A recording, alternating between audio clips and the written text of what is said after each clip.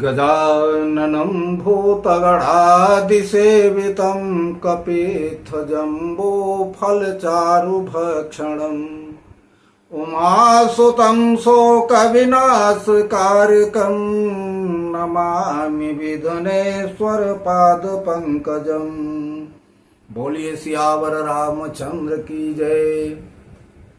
सभी मेरे सनातनी भक्तों को, बड़े को, बुजुर्गों को, माताओं को, बहनों को, सभी को मेरा प्रणाम स्वीकार हो। आज बड़ी अच्छी कथा है। कथा आप लोगों को बड़ी सुंदर लगेगी, उसको समझिए। ऐसा है जैसे कि किसी को दुख होता है, किसी को सुख होता है। दुखी तो खैर हर इंसान है, लेकिन किसी किसी को सुख भी है, दुख भी है, दोनों है। लेकिन कोई कोई तो बहुत ही दुखी है। और ऐसा भी लोग कहते हैं कि मैं इतना भगवान की पूजा पाठ करता हूँ, सब कुछ करता हूँ, मेरे दुख फिर भी नहीं जाते हैं। ऐसा क्यों? आप लोग इस पे चिंतन किए हैं जरा सा? ऐसा क्यों होता है कि हम पूजा पाठ और सब जितने भी वो हैं उस पर हम मन लगाए रखते हैं, करते भी हैं, फिर भी मेरा दुख साथ नहीं छोड़ता? ऐसा क्यों होता है? ऐसा एक दो कहानी छोटी छोटी हम सुनाएंगे, उसको समझिए। उसी पे है, उसी पे आधारित सारा काम है, उसी पे सारा काम है। एक बार ऐसा हुआ, माता पार्वती जी ने शंकर जी से कहा कि प्रभु, ऐसा क्यों होता है कि जो अमीर है वो अमीर होता चला जा रहा है और जो दुखी है उसको हमेशा दुख ही दुख मिलता है? ऐसा क्यों होता है? तो शंकर जी ने कहा कि अरे तुम क्या उल्टी सीधी बातें हमेशा किया करती हो, छोड़ो इन बातों को, चलो भगवान का कीर्तन भजन किया जाए। लेकिन पार्वती जी नहीं मानी, जिद पकड़ के बैठ गई कि नहीं नहीं भगवान, इसको आप हमको बताओ ही, ऐसा क्यों होता है। तो शंकर जी ने कहा कि इसके लिए तो हमको तुमको मृत्युलोक चलना पड़ेगा। मृत्युलोक हम लोग चलेंगे तभी ये समझ में आएगा कि हाँ ऐसा क्यों है। तो पार्वती जी और शंकर जी जो है, दोनों लोग पति पत्नी नर भेष बनाए, आदमी और औरत बने और बड़े ही गरीब बन गए। आए मृत्युलोक में आए। मृत्युलोक में आए तो एक जगह बैठ गए। आए तो शंकर जी ने कहा कि अब तुम यहाँ जो है चूल्हा उल्हा बनाओ, मैं सामान लेके आता हूँ।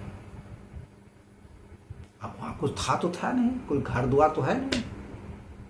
पार्वती जी चूल्हा भी कहाँ से बनाती? तो उन्होंने क्या किया कि दो चार ईंटें इधर उधर जो पड़ी थी घरों के पास में, वो उठा लाए, उसका चूल्हा बनाया। शंकर जी गए थे सामान लेने। शंकर जी जब सामान लेके आए, लौटे तो देखे तो चूल्हा पार्वती जी बनाई थी। तो शंकर जी ने पूछा कि ये तुम चूल्हा कहाँ से बनाई, ये ईंट कहाँ से लाई? तो पार्वती जी ने कहा कि वो मकान टूटा था, उसी से हमने उठा लाया, बना दिए। तो शंकर जी कहे अब तो तुम्हारे प्रश्न का उत्तर तो मिल गया। तो पार्वती जी ने कहा कैसे मिल गया? कहे अब यही देख लो कि जिसका सुंदर मकान बना है उसको तोड़ के तो तुम लाओगी नहीं, टूटे हुए मकान से ही ईंट लाओगी ना। और वही तुम किए। यही यहां जगत में हो रहा है। जो अमीर है वो अमीर है, जो गरीब है वो गरीब है। अब पार्वती जी क्या करें? समझ में तो आ गया, बात सही है कि हमने टूटे मकान से ईंटा उठा के लाया, उसका चूल्हा बना लिया। और अच्छे मकान जो बने हैं वो तो वैसे ही हैं, अच्छा अच्छा ही है, खराब खराब है। ये तो कहानी यहीं तक है। एक कहानी और है। एक कहानी ऐसे है कि दो बहनें थीं। वृंदावन की कहानी है ये। वृंदावन की कहानी है, मथुरा वृंदावन की कहानी है। दोनों बहनें बड़ी गरीब थी। वो जो है इतना गरीब थी कि सब्जी उब्जी जैसे होता है बोती थी खेतों में, और उसको रोज तोड़ के उखाड़ के जो है लाती थी, बाजार में बेचती थी। रोज का काम था उनका सब। और यमुना जी पार करके आती थी, यहाँ बेच के फिर अपने गांव जाती थी। तो यमुना जी पार करने के लिए उनको नाव पर आना होता था और सब्जी बेचना होता था, फिर अपना रोज का उनका यही काम था। और बहुत ही गरीब थी दोनों। एक दिन क्या हुआ, वो सब्जी लाद के आई, सब्जी बेची अपना। सब्जी बेचने के बाद में जब जाने लगी तो देखी कि एक जगह कथा हो रही है, भगवान की कथा। तो थोड़ी देर के लिए दोनों बहनें वहीं खड़ी हो गई तो गुरु जी जो है कथा अपना सुना रहे थे। गुरु जी कह रहे थे कि जो भगवान का नाम लेता है, जो राधे कृष्ण या राधे राधे जो भी बोलता है, अगर प्रेम से वो लेता है तो उसका सारा काम जो है वो बन जाता है। वो जैसा चाहता है वैसा होता है। अब दोनों बहनें सुन रही थी। दोनों बहनें तो सब अनजान थी, भगवान की पूजा पाठ भी नहीं करती थी, अनजानी थी। लेकिन ये बात उनको अच्छी लगी, सुन के अच्छी लगी तो वो सुन के चली आई। तो जमुना जी किनारे जब आई वहां, तो जमुना जी किनारे आई तो कहीं कि यार पंडित जी, गुरु जी तो ये कहे थे कि राधा राधा अगर कहो, राधे राधे राधे राधे राधे राधे करते रहो तो जो काम हो मतलब चाहोगे वो हो जाएगा। तो हम लोगों का ऐसा है, जो 25 पैसा पहले पड़ता था नाव का, 25 पैसा 30 पैसा ऐसे पड़ता था नाव का आने जाने का। तो कहा यार 25-30 पैसा बचाना है तो चलो राधे राधे करके यमुना जी में हम लोग पार हो जाएंगे। गुरुजी ने तो कहा ही है कि ऐसा होता है, जो राधे राधे करता है वो उसका सब काम हो जाता है। तो राधे राधे करते हुए वो दोनों बहनें जो है राधे राधे राधे राधे राधे राधे करते हुए यमुना जी में उतरी। तो धीरे धीरे करके यमुना जी में करते करते करते करते करते करते पार हो गई। अब बड़ा खुशी, तब तो इतना खुशी कि उनके ठिकाना ही नहीं कि अरे राधे राधे में इतना गुण है। अब वो रोज यही काम करने लगी। रोज डेली नियम था, राधे राधे करके यमुना जी पार हो जाए, राधे राधे यमुना करके इधर से पार हो जाए। डेली का काम हो गया है इनका।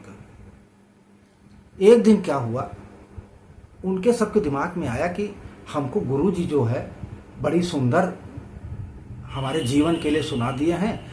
ऐसा ना करो, एक दिन गुरु जी को लाओ और भोजन कराया जाए अपने घर में, उनको कुछ दक्षिणा उक्षिणा दिया जाए, क्योंकि उन्हीं ने हमारे जीवन को सुधारा है। यही सोच के वो सब आई एक दिन, और सब्जी उब्जी बेचने के बाद गुरु जी के यहाँ गई। गुरु जी के यहाँ गई तो गुरु जी से शिष्य लोग थे, उनसे पूछे गुरु जी कहाँ हैं। तो गुरु जी के पास शिष्य लोग ले गए। तो सब गुरु जी के सामने हाथ जोड़ के कहती हैं कि हे गुरुदेव, आपने हमको शिक्षा दी थी, मैं आपकी कथा सुनी हूँ। अब हमारा एक निवेदन आपसे ये है कि आप हमारे घर चल करके भोजन कर लीजिए, आप प्रसाद पालेंगे, हम लोग धन्य हो जाएंगे। आप इतना मेरा कहा कीजिए। अब गुरु जी क्या करते, चेले थे। गुरु जी कहे कि ठीक है, चलो हम फलाने दिन चलेंगे। तो जिस दिन गुरु जी चलने को हुआ था, तो उस दिन एक घर ही पर रुक गई, एक आई थी कि चलो इधर से सब्जी बेच के गुरु जी को लेके चले आएंगे। अब आई वो गुरु जी के पास, गुरु जी कहे कि गुरु जी चलिए। गुरु जी को लेके चल दी।